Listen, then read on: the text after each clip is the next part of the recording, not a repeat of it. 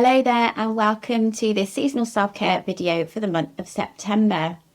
So we made it, we've come through the summer and we're now at that time of the year, which is my absolute favourite time of the year, when things just start to slide into the autumn.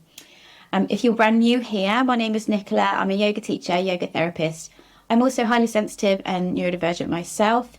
So I really love pairing wellbeing work, such as therapeutic work, such as yoga, with living in rhythm with the seasons, because it really helps soothe my nervous system and it's helped me to navigate life as a sensitive neurodivergent person. So that's why I share this kind of stuff. So let's firstly get into the month as a whole and what might be the challenges that you might come across in the month of September. So particularly if you're extra sensitive like me, obviously, September is a month of transition. We're always transitioning. Every month there's something new. But with September, there is this real shift towards less light. There's the back to school, back to work thing after the summer holidays for most of us. And we start to feel that sense of, okay, the fun's over, let's get back to work.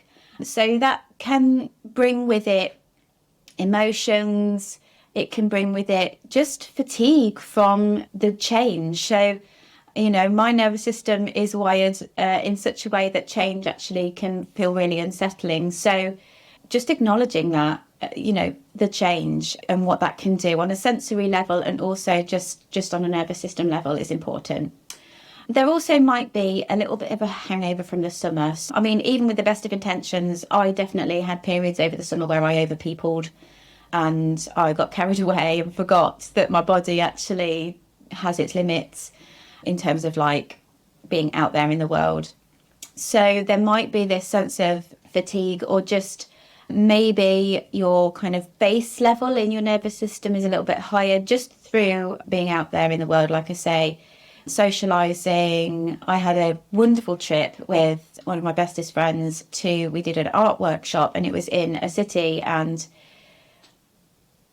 I had the best time. I was so overexcited, and actually overexcitement in itself can be a lot for the body to handle if you're extra sensitive.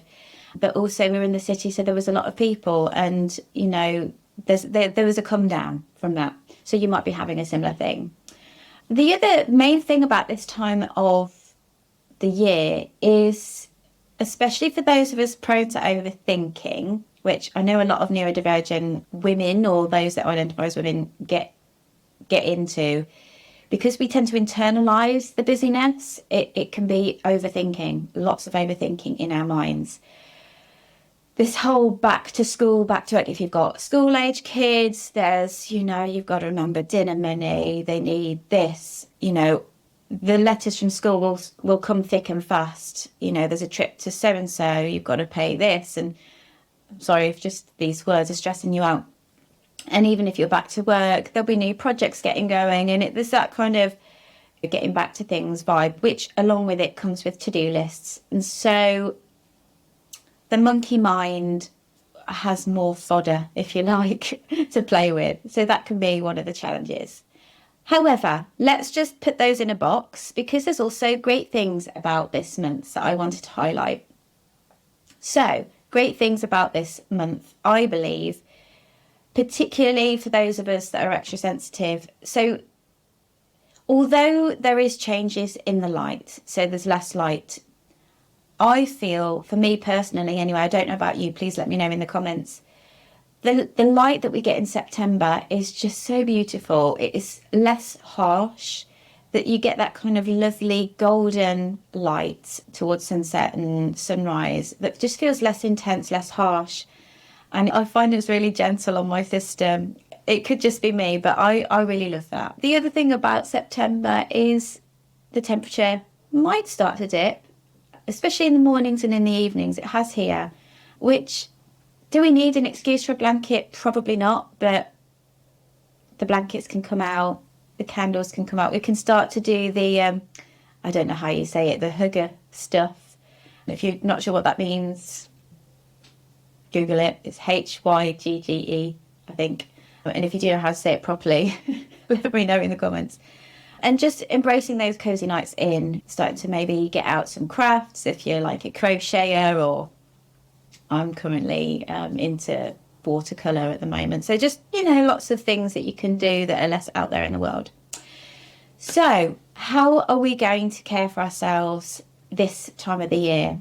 I'm really passionate about altering your self-care according to the seasons, especially so if you are extra sensitive and neurodivergent like me, but for anybody really, because our bodies and our minds and our spirits need different things as we move through the year. We are not separate from nature, we are nature. And so I believe that we all fare a bit better if we kind of almost mirror what's happening around us. So I guess from a lifestyle point of view, the things that I'm really trying to embody is, number one, slowing down. And it sounds so simple, and I almost feel embarrassed to say it, but I am really consciously trying to slow down. And what I've noticed, and I was saying this to a friend, is what I'm doing on the outside, I'm not really doing anything different, but the way I'm doing it feels different. And it's probably more a mind thing. I just think we need to stop rushing. And I'm really conscious of the moment when I pick up the pace and I start rushing through things, because it's when mistakes happen. It's when I start to hold my breath. It's when my tummy is clenched, my shoulders are clenched. It's when the tension creeps into the body. But just by slowing down, I feel like I can move through, my normal daily activities with a bit more presence, a bit more ease, and actually just taking notice. So whilst it does feel a bit trite to say slow down, is it possible, with all the many things you've got to do, is it possible to just go one thing at a time, or even just to become aware of when, those moments when you're speeding up? And I'll come to one way to do that in a second. The second thing that I'm doing, and I'm so grateful for this, is getting back to routines, particularly if you're neurodivergent like me. I just love a routine. I'm much better all round, really, when I've got a solid routine that I stick to, where there's consistency. And you might be rolling your eyes and thinking, oh, that's impossible, I really struggle to do this. And I completely agree, we're all different. And for some of us, even just getting motivated to stick to a routine, like a movement routine, can be tricky. But there's so much gold that comes out of having a consistent way, particularly to start your day and to end your day. So if you're extra sensitive in whatever way, or you're struggling with your mood or anxiety, I would really just think about, how do you start your day? How do you finish your day? Or think about the time of the day that you find most difficult, and then ask yourself, what do you need at that moment? Is it a walk? Is it that you just need the routine of getting into a walk every afternoon or something? But if you are wanting to look at how you start and end your day, there's loads of things you can do, and they don't need to be long, convoluted routines. They can be really simple as a specific hot drink that you make in the morning, and then maybe you just sit in a very, a specific place, and just maybe even write out your to-do list if that feels more accessible. Or it could be just writing out one thing that you intend to bring into that day. It could be something just really simple. The next thing, just from a lifestyle point of view, I'm saying this to myself as much as everybody that's watching, is just not expecting too much. So whilst, yes, bringing in those routines, you don't want to bring it in all at once. Find that stability of just that, maybe just that morning routine, just that cup of, for me personally, it's hot lemon and apple cider vinegar, and I bring it to my studio and I just sit and I drink it intentionally. Just get that in place. Don't worry about, I want to start up Zumba and the kids want to now do martial arts on a Wednesday. Just one thing at a time. If you've got highly sensitive kids, and I think I've spoken about this in another video, after school clubs, you might want to wait a week or two into term before you bring that in. Okay, from a bodily point of view, things that can flare up at this time of the year, just because of the way we're all wired and in tune with the world around us, is digestive issues can flare up. Things start can start to feel a little bit sluggish, particularly if we continue eating as we have done through the summer. There's lots of information and people much more informed than I am on the topic of Ayurveda, but the diet for this time of the year, we'd start to be turning towards root vegetables, stews, soups, etc., things that are really easy to digest, but also bringing in practices for our digestive system. So my yoga and movement routine will be really focused on the digestive system. Lots of stretches for the middle part of the body, twists, side bends, and also relaxation, because our gut does not digest well if we're really anxious and stressed. So yeah, lots of support for the digestive system. Another thing which I really love about this time of year is that our skin can do with a little bit of attention, because we might start to get a little bit of dry skin.